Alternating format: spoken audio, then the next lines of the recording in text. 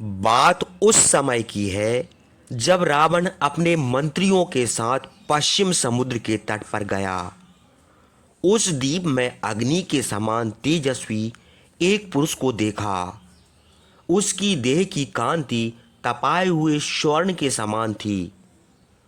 वह देवताओं में इंद्र के समान, ग्रहों में सूर्य के समान, पशुओं में सिंह के समान, हाथियों में ऐरावत के समान, पर्वतों में सुमेरु के समान और वृक्षों में कल्प वृक्ष के समान था। उस महाबलवान पुरुष को देखकर रावण ने कहा कि तुम हमसे युद्ध करो। यह सुनते ही उसने बड़े क्रोध से रावण की ओर देखा। उसके दांतों के कटकटाने का शब्द यंत्र के चलने के समान हुआ। यह देखकर रावण अपने मंत्रियों के साथ गरजने लगा। उनका गरजना सुनकर उस पुरुष ने भी सिंहनाद किया। वह बड़ा भयानक पुरुष था। उसकी भुजाएं लंबी, दाढ़ें बहुत बड़ी, ग्रीवा शंख के समान, छाती चौड़ी, कोख कछुए के समान, मुख सिंह के समान और पदतल रक्त कमल के समान थे। उसकी देह केला शिखर के समान लंबी चौड़ी थी। वह मन और वायु के समान वेगवान था। बड़ा भयानक शब्द करता था। सुवर्ण और कमलों की माला पहने था और सुवर्ण में पर्वत के समान प्रकाशमान था। काजल के पर्वत के समान रावण ने उस पुरुष के ऊपर त्रिशूल, शक्ति, रिष्टि और पटिश आदि अस्त्रों का प्रहार किया, किंतु वह पुरुष उसके प्रहारों से वैसे ही पीड़ित नहीं हुआ जैसे चीते से सिंह, बैल से हाथी और नदियों के वेग से समुद्र व्यथित नहीं होता। वह रावण से बोला, रे मूर्ख निशाचर, यदि तू मुझसे युद्ध करना चाहता है तो मैं तुझे मार डालूंगा। हे रामचंद्र, वह पुरुष रावण से भी 1000 गुना वेगवान था। उसका धर्म और तप ही उसके कारण थे। ये उसकी जांघों में निवास करते थे।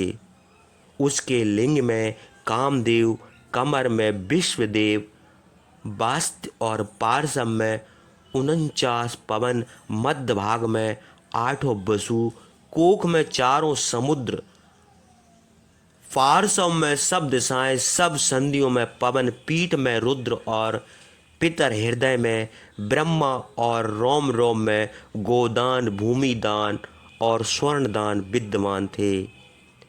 हिमवान, मद्राचल और सुमेरु पर्वत के समान उसकी हड्डियां थीं। उसके हाथ वज्र के समान दृढ़ थे। उसके शरीर में आकाश था। उसकी घोंटी में संध्या और जल बरसाने वाले मेघ थे। उसकी भुजाओं में धाता, विधाता और विद्याधर आदि निवास करते थे। शेष, वासुकी, विशालाक्ष, ऐरावत, कंबल, अश्वनर, करकोटक उंगलियों में रहते थे।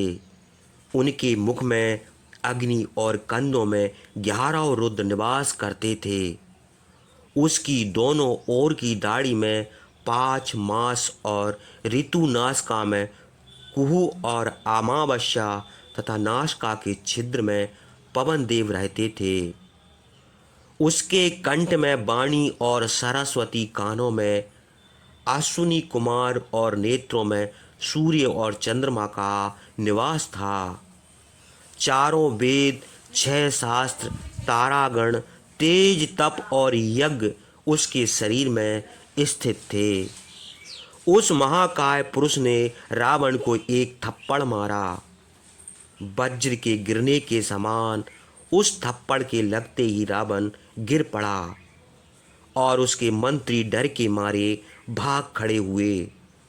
तब वह पुरुष पाताल को चला गया।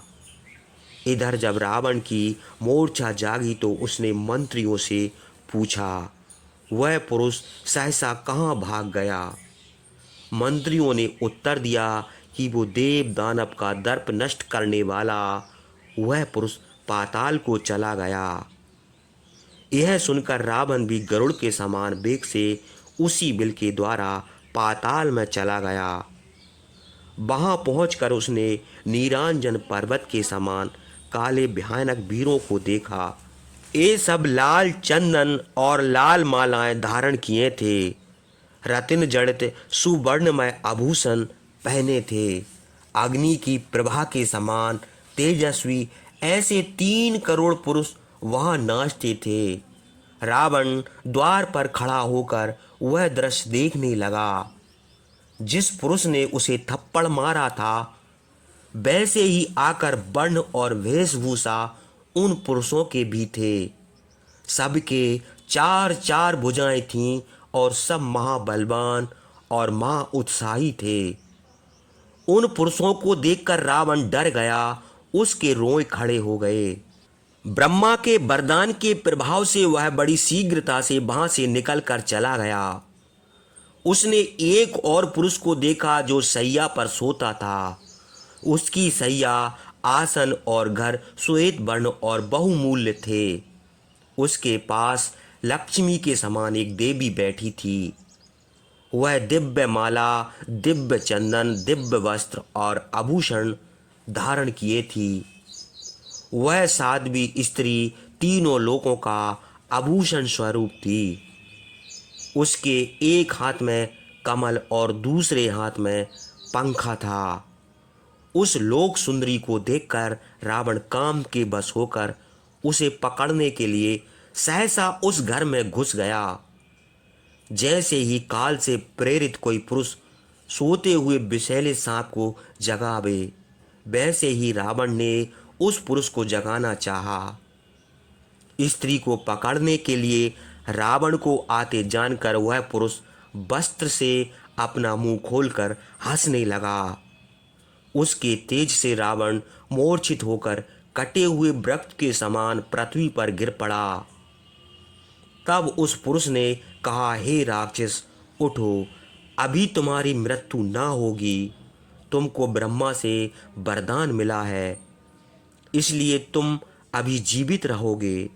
अब तुम यहाँ से चले जाओ। एक मुहूर्त के बाद रावण की मूर्छा जागी और वह भयभीत होकर उस पुरुष से बोला, हे देव, आप युगांत अग्नि के समान तेजस्वी और महाबलवान हैं। बताइए आप कौन हैं और कहाँ से यहाँ आकर स्थित हुए हैं।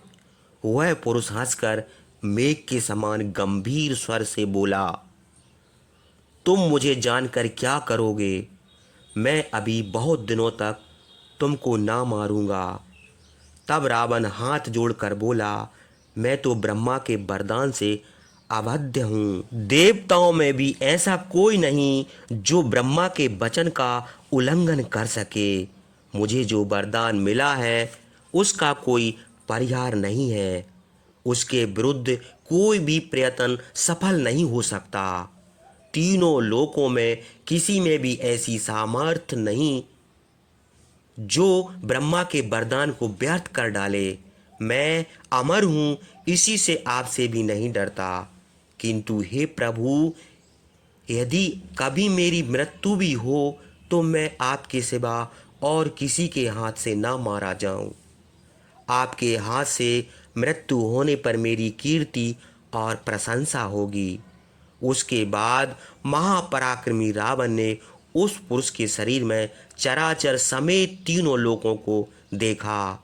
12 सूर्य, 49 पवन, 8 वसु, 7 गण अश्विनी कुमार, 11 रुद्र, यम, कुबेर, समुद्र, पर्वत, नदियाँ, चारों वेद, 14 विद्या, तीनों अग्नि, नवग्रह, तारागण, आकाश, सिद्धि, गंधर्व, चारण, महर्षिगण, गरुड़, सरफ, देवता, दैत्य, राक्षस, सबको सूक्ष्म रूप में उस शरीर में देखा। यह कथा सुनकर धर्मात्मा रामचंद्र ने अगस्त मुनि से पूछा, हे महर्षि, वह पुरुष कौन था और जो 3 करोड़ पुरुष नाचते थे वे कौन थे। मुनि ने उत्तर दिया, वे भगवान कपिल देव थे और जो नाचते थे वे उन्हीं के स्वर थे। वे स्वर भी उन्हीं के समान तेजस्वी और प्रभावशाली थे। भगवान कपिल देव ने क्रोध की दृष्टि से रावण को नहीं देखा, नहीं तो उसी क्षण भस्म हो जाता। उन्होंने वचन रूपी बाणों से ही पीड़ित किया। बहुत देर के बाद वह स्वस्थ हुआ और मंत्रियों के साथ चला आया।